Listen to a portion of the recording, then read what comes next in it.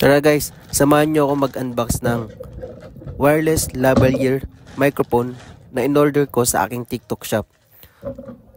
Try natin kung maganda ba yung quality niya pang vlog. Ito guys, binuksan ko na nga and then ginunting ko syempre kasi mahirap siya buksan. Yan, ginupit ko nga yung bubble wrap. Naka-bubble wrap siya guys. Madali lang siya dumating. 3 days siguro dumating na siya. Ayan, for only 200 plus lang siya. Ayan siya guys. Try natin, ayan. Mamaya check natin kung gumagana ba siya sa malayo or naririnig ba yung microphone. Ayan. Ito pala guys is pang iOS. Meron din siyang pang Android. Check nyo na lang sa akin TikTok account. Ayan. Kung gusto nyo mag-order. Kung ayaw nyo naman, edi wag. Ayan guys, na-open ko na nga. Then, yan, complete package naman siya.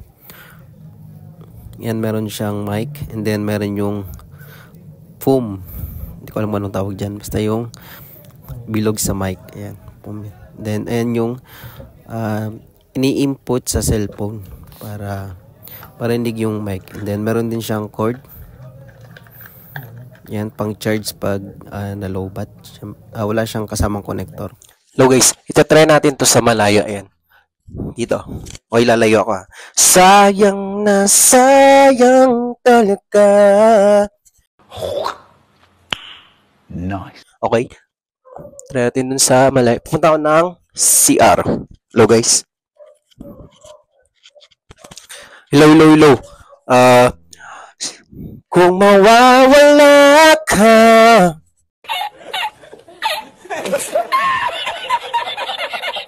Okay. Try naman natin dito guys sa kwarto. Okay diba? Punta na kwarto. Ngayon naman dito tayo sa guys sa kwarto. Tingnan natin kung aabot nga ba to.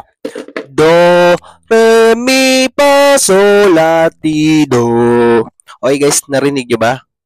Okay, good. I will always remember